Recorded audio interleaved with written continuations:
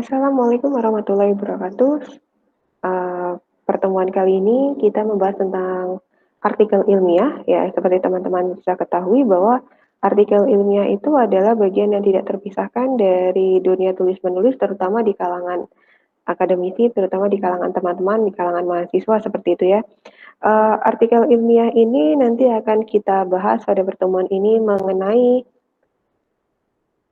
jenis-jenis artikel ilmiah dan juga struktur sistematika dari artikel-artikel ilmiah tersebut sehingga nanti teman-teman bisa membedakan artikel ini masuk dalam kategori mana dan ini yang lain ini masuk dalam kategori yang mana. Nah, untuk memulai perkuliahan hari ini, saya mohon izin untuk melakukan proses sharing PowerPoint terlebih dahulu mengenai materinya akan kita bahas ya. Nah, ya sudah dilihat teman-teman di sini adalah menulis artikel ilmiah begitu. Di sini kita akan melihat sebenarnya untuk baik dari teman-teman yang mengikuti mata kuliah Bahasa Indonesia, tujuan akhirnya adalah diharapkan teman-teman ini bisa melakukan proses menulis artikel ilmiah, gitu ya. Nanti untuk teman-teman supaya mungkin nanti tidak bingung, kita akan coba uh, pelajari dulu macam-macam sebuah artikel ilmiah seperti itu ya. Nah, ini ada deskripsi mata kuliahnya untuk bahasa Indonesia, yaitu menulis artikel ilmiah dan ada referensinya pula, teman-teman bisa baca di slide. Kita akan coba lagi di sini melihat adalah tujuannya. Tujuannya untuk materi ini seperti apa? Yaitu kami mengharapkan bahwa teman-teman mahasiswa mampu mendesain sebuah artikel ilmiah. Yang tadi saya bilang bahwa artikel ilmiah ini tidak terlepas dari mahasiswa di dalam dunia lingkup akademis. Jadi kami berharap bahwa dengan adanya materi ini teman-teman nanti akan minim mengenal dan bisa mampu menyusun sebuah artikel ilmiah. Nah, kita lihat dulu sebenarnya artikel ilmiah itu secara garis besar dibedakan menjadi 3. Ada artikel penelitian, artikel konseptual, dan juga artikel ilmiah populer. Kalau kita berbicara tentang poin pertama, yaitu artikel penelitian, ini adalah artikel yang biasanya dilakukan oleh kita, oleh teman-teman. Biasanya berasal dari laporan penelitian atau artikel yang didasarkan pada sebuah. Jadi misalnya nih teman-teman melakukan proses, kalau senior-senior Anda itu melakukan tugas akhir yaitu dalam bentuk skripsi. Nah, proses skripsi melakukan skripsi itu ya termasuk dalam proses penelitian. Dan ketika mereka melakukan proses penelitian, ketika ingin mereka mempublikasikan, mereka membuat sebuah artikel gitu, mereka itu yang disebut sebagai artikel penelitian karena didasarkan dari hasil penelitian. Entah hasil penelitian itu teman-teman menganalisis atau misalnya membuat sebuah proyek tertentu. Yang kedua ini adalah artikel konseptual, dia ini bukan merupakan artikel penelitian, jadi artikel ini lebih pada pemikiran konsep atau misalnya pada ulasan konsep tertentu. Mungkin teman-teman yang sudah melakukan proses pencarian gitu ya dari artikel gitu, bisa dilihat kok saya menemukan sebuah artikel isinya kok ngebahas teori semua atau membahas sebuah konsep gitu. Nah, itu yang disebut sebagai artikel konseptual. Jadi di sini dia tidak menggunakan metode dalam arti tidak menggunakan metode seperti perhitungan tertentu, tetapi dia pada pemikiran konseptual atau ulasan konsep. Atau bisa juga mengkaitkan sebuah fenomena lalu kemudian dikaitkan dengan teori yang ada. Nah, artikel konseptual ini umumnya juga termasuk dalam sebuah artikel ilmiah. Nah, artikel ilmiah satu lagi dia jenisnya adalah artikel ilmiah populer. Di sini pada dasarnya hampir sama gitu ya dengan artikel konseptual, tetapi kalau artikel ilmiah populer ini kecenderungannya adalah gaya yang dilakukan itu adalah gaya penulisan yang lebih informal. Nah, sementara pada artikel penelitian dan konseptual kita akan cenderung menggunakan sebuah gaya penulisan yang lebih formal atau masuk ke dalam ragam tulis ilmiah. Terlepas dari hal tersebut, ada ketiga jenis ini, kita akan coba membandingkan ketiganya, tetapi teman-teman akan melihat bisa kalau mendapatkan sebuah artikel bisa mendetek gitu ya, bahwa ini masuk dalam artikel penelitian, konseptual, atau ilmiah populer. Nah, ini adalah struktur teksnya pada sebuah artikel dari tiga-tiganya. Kita coba dulu dari yang pertama, yaitu dari artikel penelitian. Artikel penelitian itu biasanya umumnya ada 5 struktur teks. Satu ada AIMRAD, ada IMRD, ILMRDC gitu ya, IMRDC, ada AILMRDC. Nah, kita coba lihat satu-satu. AIMRAD terdiri dari abstract, introduction, material and method, result and discussion. Nah, pada poin ini berarti kita bisa melihat dia terdiri dari 1, 2, 3, 4, ada 4 struktur atau ada 4 struktur teks atau sistematikanya. Sementara kalau yang poin kedua, IMRD itu hanya terdiri dari introduction, method, result, and discussion. Nah, pada poin ketiga, dia dimulai dari introduction, di sini dia punya literatur review, L. Ada juga yang di sini adalah metode atau metodologinya. Di sini ada research and discussion, lalu kemudian dia punya konklusi atau kesimpulan. Nah, poin keempat, dia ada introduction, method, result and discussion. Yang terakhir itu adalah konklusi. Lalu kemudian yang kelima, dia lingkupnya kita bisa bilang ada abstract, introduction, literatur review, metodologi atau method, result, dan discussion. Yang terakhir itu adalah conclusion. Nah, masing-masing artikel ini adalah struktur teks yang umumnya pada artikel penelitian. Jadi kalau kita berbicara tentang artikel penelitian di sini, kalau teman-teman bertanya kok bentuknya atau strukturnya berbeda-beda, iya tergantung dari teman-teman ingin melakukan proses submit atau mengirim artikel itu kemana, karena masing-masing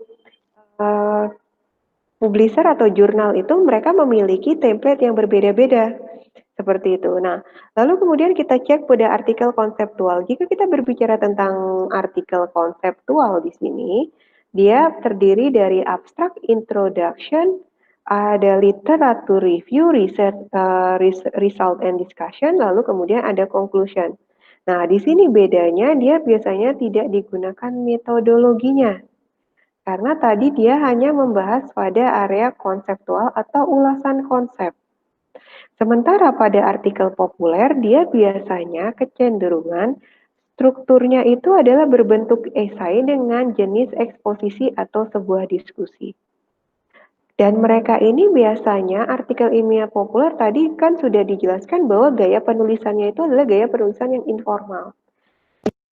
Dia bentuknya ini menjadi tidak kaku, bahkan sering disusun dengan kehendak penulis itu sendiri. Judulnya pun cenderung lebih singkat karena mereka biasanya akan menghemat ruang. Nah, perbedaan-perbedaan inilah yang muncul di dalam struktur teks artikel tersebut yang membedakan artikel penelitian, konseptual, dan ilmiah populer. Nah, yang akan kita fokuskan ini adalah pada dua ini, yaitu artikel penelitian dan artikel konseptual. Kita coba masuk lagi sebenarnya struktur teksnya seperti apa gitu ya. Nah, kalau teman-teman perhatikan, struktur teks tadi ada kita bahas satu persatu yang sudah pernah kita bahas juga, yaitu ada abstrak, pendahuluan, tinjauan pustaka, metodologi penelitian, hasil, pembahasan, dan simpulan atau kesimpulan. Nah, kita bisa lihat di sini bicara tentang abstrak. Seperti teman-teman tahu, abstrak itu fungsinya buat untuk menyajikan ringkasan yang mewakili seluruh artikel. Sementara pendahuluan itu kita di sini berisi tentang latar belakang penelitian, permasalahan, dan serta juga tujuan, serta melihat apa sih urgensinya penelitian ini perlu dilakukan oleh Anda. Nah, di sini di pendahuluan itu tugas Anda adalah menceritakan hal-hal tersebut. Lalu di sini ada tinjauan pustaka, yaitu adalah proses menyajikan sebuah teori mengenai dasar-dasar teori penelitian yang berhubungan dengan penelitian teman-teman untuk digunakan dalam pemecahan masalah penelitian atau menjawab rumusan masalah yang mau teman-teman jawab di dalam artikel tersebut. Nah, di sini kalau kita berbicara tentang tinjauan pustaka, berarti kita melakukan yang namanya studi literatur, yaitu melihat atau melakukan proses penelusuran pustaka. Selain menyajikan sebuah ulasan teoritis, ulasan di dalam tinjauan pustaka ini juga menyajikan sebuah ulasan penelitian, yang artinya adalah penelitian sebelumnya yang kemudian dibandingkan dengan penelitian yang Anda buat. Nah, di sini adalah ulasan ini adalah untuk melihat sebenarnya di dalam penelitian apa yang kemudian yang baru yang Anda berikan di dalam penelitian tersebut. Nah, di sini ada metodologi penelitian atau kadang disebut juga sebagai metode penelitian. Jadi kalau metode penelitian atau metodologi penelitian itu adalah sebuah tempat di mana Anda menyajikan sebuah pendekatan, sebuah metode, juga teknik penelitian termasuk langkah-langkah yang akan Anda tempuh. Sementara setelah dari metodologi Anda sudah menyajikan cara untuk atau misalnya langkah-langkah untuk melakukan proses menjawab rumusan masalah, tugas Anda selanjutnya adalah di hasil. Nah, hasil ini biasa berkaitan erat dengan hasil dan pembahasan, jadi Anda menceritakan hasil-hasil yang Anda dapatkan, termasuk dari hasil misalnya Anda melakukan proses pengolahan data, ya berarti yang disajikan di hasil itu adalah temuan-temuan penelitian hasil dari pengolahan data tersebut. Tetapi kemudian hasil itu harus kemudian Anda bahas. Nah, pembahasan itu atau menjelaskan itu dari sudut pandang teori yang disajikan pada tinjauan pustaka. Jadi kita akan melihat bahwa hasil-hasil tersebut kemudian akan kita kaitkan dengan teori yang ada. Nah, kita juga bisa di dalam pembahasan itu untuk membahas tentang keterbatasan atau kekurangan penelitian sebelumnya. Sehingga kita bisa melihat bahwa penelitian yang kita lakukan itu berusaha untuk menyempurnakan dari penelitian sebelumnya yang pernah dilakukan. Sehingga hasil dan pembahasan ini lagi-lagi kalau kita berbicara tentang hasil dan pembahasan itu adalah ya menceritakan terlebih dahulu data hasil analisis atau data program gitu ya, atau hasil programnya kemudian dijelaskan oleh teman-teman di bagian pembahasan. Nah, terakhir sudah ada hasil dan pembahasan biasanya sistematika terakhir yaitu adalah kesimpulan.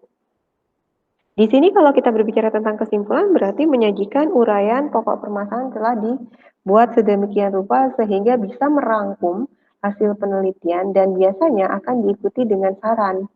Saran itu yang di sini adalah baik saran teoritis maupun praktis dan biasanya kita berikan adalah saran-saran yang cukup konkret atau misal saran-saran yang diberikan kepada Anda untuk penelitian selanjutnya. Nah, itu adalah struktur teks pada artikel penelitian. Sementara kalau pada artikel konseptual kita bisa lihat gitu ya. Struktur teks ini adalah tadi yang membedakan itu hanya tidak terdapat yang namanya metodologi atau metode. Sebagian isi dari artikel tersebut sama seperti yang tadi saya jelaskan, ada abstrak, pendahuluan gitu ya, tinjauan pustaka, pembahasan dan simpulan. Kenapa kemudian dia tidak di sini hanya pembahasan?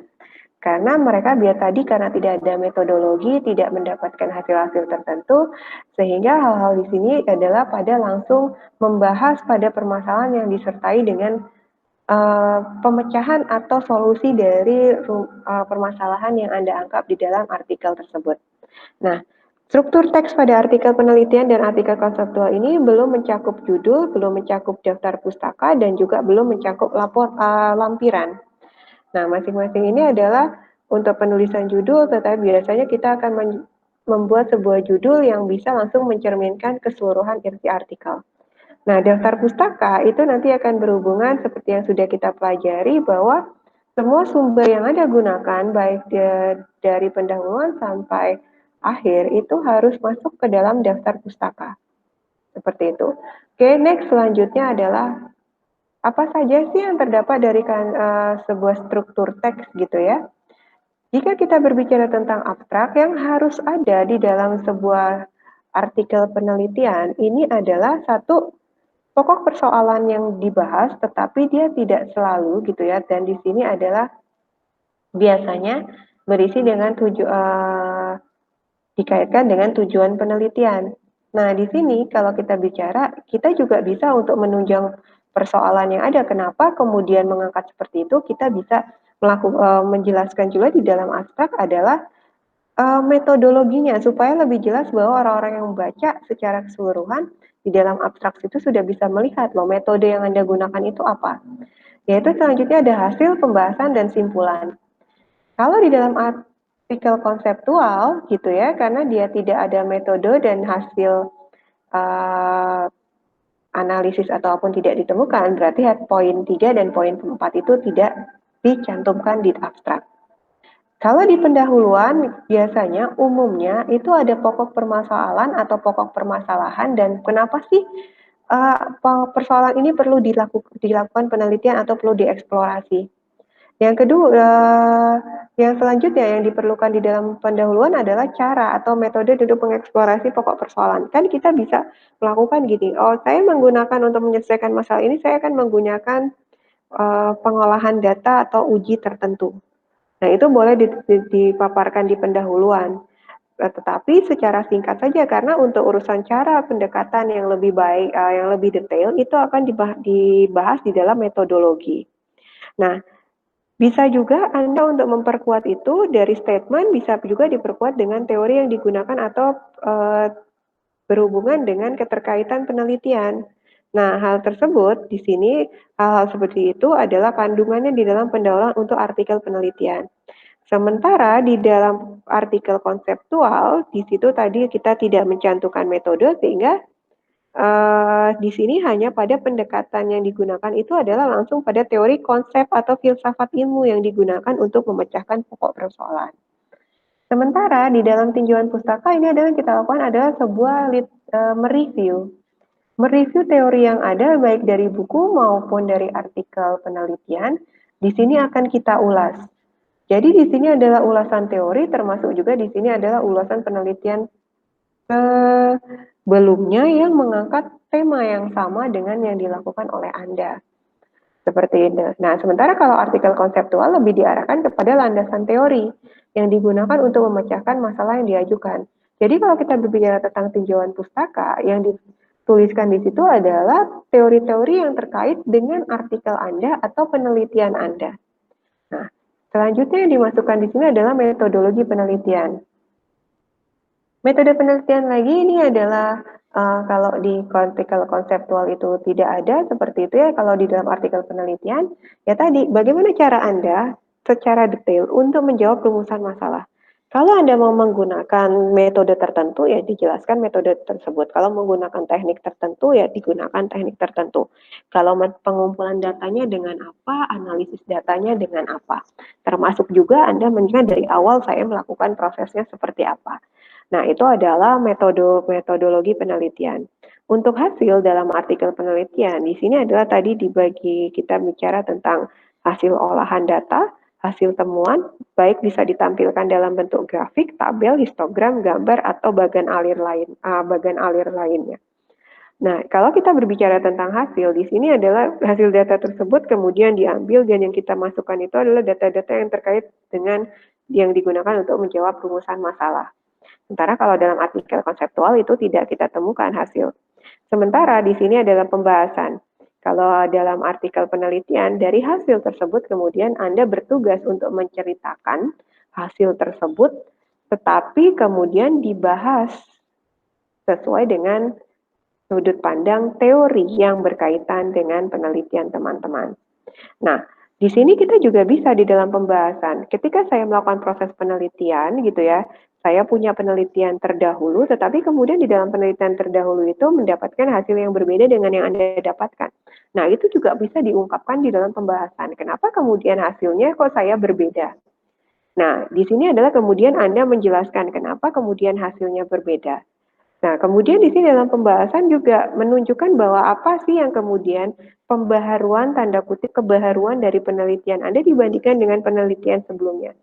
Bisa saja menambah variabel seperti itu, variabel penelitian, sehingga dari penelitian terdahulu Anda menambah variabel sehingga penelitian Anda bisa dibilang lebih lengkap, lebih membahas, lebih secara mendalam hal-hal tersebut karena menambah variabel tertentu. Sementara kalau artikel konseptual, dia langsung pada menjelaskan pemecahan atas pokok permasalahan yang ada. Nah, kita coba lihat di sini. Ada simpulan. Simpulan itu ada kesimpulan biasanya Anda akan melakukan membuat sebuah statement sedemikian rupa supaya bisa dari keseluruhan hasil dan pembahasan itu kemudian bisa ditarik sebuah kesimpulan yang bisa langsung menjelaskan apa yang Anda lakukan di dalam penelitian. Nah, di sini adalah biasanya kita akan menjawab lagi, merujuk lagi kepada sebenarnya apa yang ditanya dalam penelitian tersebut. Seperti itu. Nah, Kalau di dalam simpulan itu juga biasanya kita disertai dengan implikasi loh. Dari apa yang kita sudah temukan itu dampaknya itu apa? Gitu. Lalu kemudian di sini dimasukkan juga sebuah saran-saran gitu ya, baik teoritis maupun saran praktis. Dan biasanya kita akan memberikan saran-saran yang mengarah pada perbaikan artikel atau penelitian yang kita lakukan. Nah, karena kan tadi kita bicara di dalam sebuah penelitian itu biasanya kita melakukan proses pembatasan masalah. Nah, proses pembatasan masalah itu kemudian bisa disarankan atau hal-hal yang tidak kita teliti bisa disarankan untuk penelitian selanjutnya.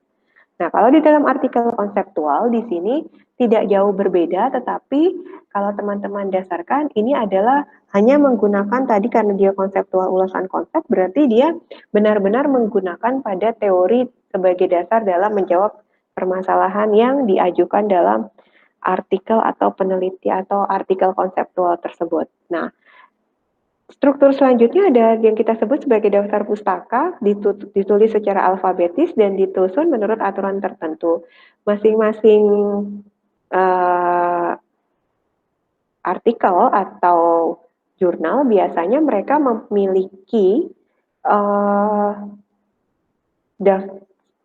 tata tulis daftar pustaka yang berbeda-beda, tergantung dari Anda misalnya hanya tinggal mengikuti apa yang dianjurkan oleh jurnal atau publisher tertentu.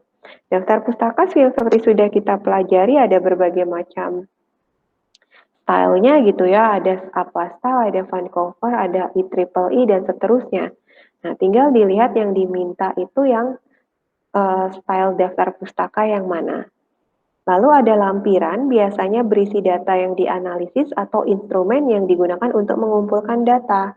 Jadi kalau di lampiran ini misalnya Anda melanjutkan kuesioner. Nah, yang dimasukkan di dalam hasil dan pembahasan atau di dalam artikel itu biasanya adalah hasil pengolahan atau data yang sudah diolah dari data mentah hasil kuesioner tersebut. Nah, tapi kalau misalnya Anda mau dalam artikel mau melampir data-data yang tadi hasil kuesioner itu mau Anda lampirkan, itu bisa dimasukkan ke dalam lampiran. Nah, di sini kalau kita berbicara dalam sebuah artikel penelitian maupun artikel konseptual, biasanya kita pasti akan ada judul. Nah, judul itu sebaiknya adalah yang menggambarkan keseluruhan artikel, dan judul yang Anda buat itu diusahakan harus mudah dipahami dan hendaknya tidak terlalu panjang. Nah, itu adalah beberapa struktur mengenai artikel gitu ya, baik artikel penelitian, konseptual, dan juga artikel ilmiah populer. Nah, jadi untuk materi hari ini, pada perkuliahan hari ini cukup sekian. Jika memang mohon maaf jika ada kesalahan di dalam proses menjabarkan seperti itu ya. Mungkin nanti teman-teman bisa melakukan proses sharing lebih lanjut jika ada yang tidak dimengerti oleh dari penjelasan saya seperti itu. Baik, berarti saya akhiri perkuliahan atau materi mengenai artikel ilmiah pada terima kasih atas perhatiannya. Wassalamualaikum warahmatullahi wabarakatuh.